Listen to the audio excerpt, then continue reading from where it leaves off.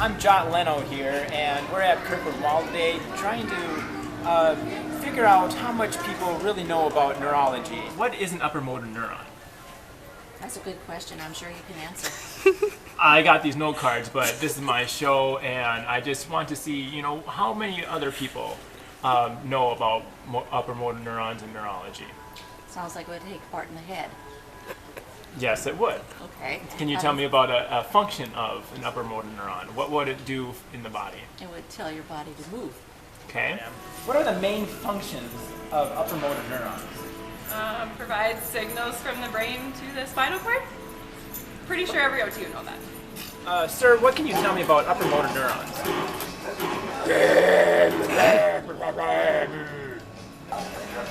What can you guys tell me about upper motor neurons? Where are they at?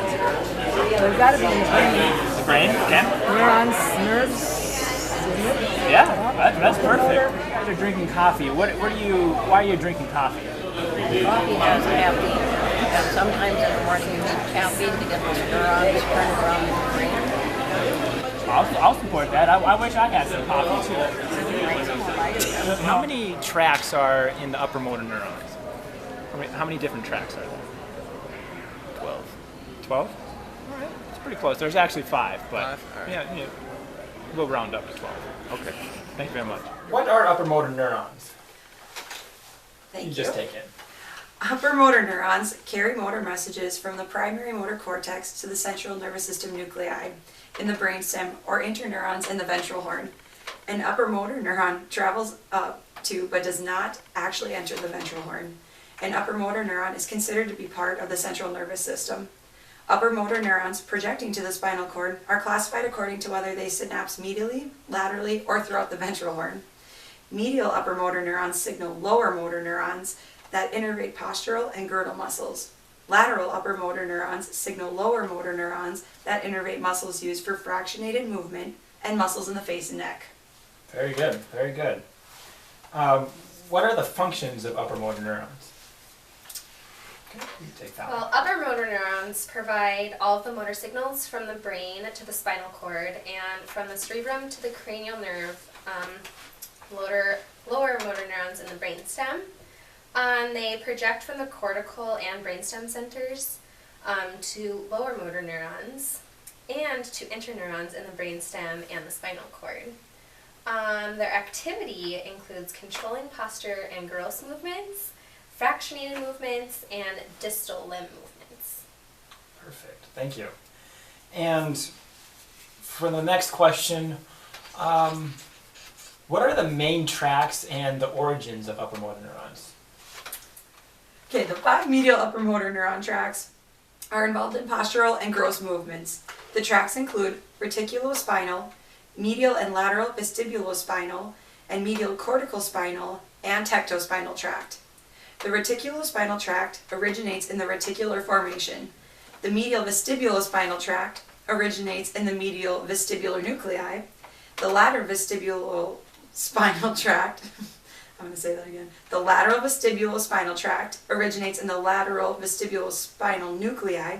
The medial corticospinal tract originates in the cerebral cortex, and the tectospinal tract originates from the superior colliculus. Okay, so the lateral upper motor neurons are involved in fractionated movements and distal limb movements, like I said, and that includes the rubrospinal and lateral corticospinal tracts. The rubrospinal tract originates in the red nucleus of the midbrain, and the lateral corticospinal tract originates in the primary motor, premotor, and supplementary motor cortexes. And now for the nonspecific upper motor neurons. Those tracts include the cerulospinal and raphispinal. The cerulospinal originates in the locus coeruleus in the brainstem, and that enhances the activity of the interneurons and the motor neurons throughout the whole spinal cord. And then the raphispinal originate in the raphinucleus in the brainstem, and they have the same function as the cerulospinal tract. For my fourth and final question, how does the nervous system respond to a lesion or injury, and can you guys relate that to cerebral palsy in any way?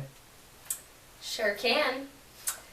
In an upper motor neuron lesion, spasticity occurs below the lesion level.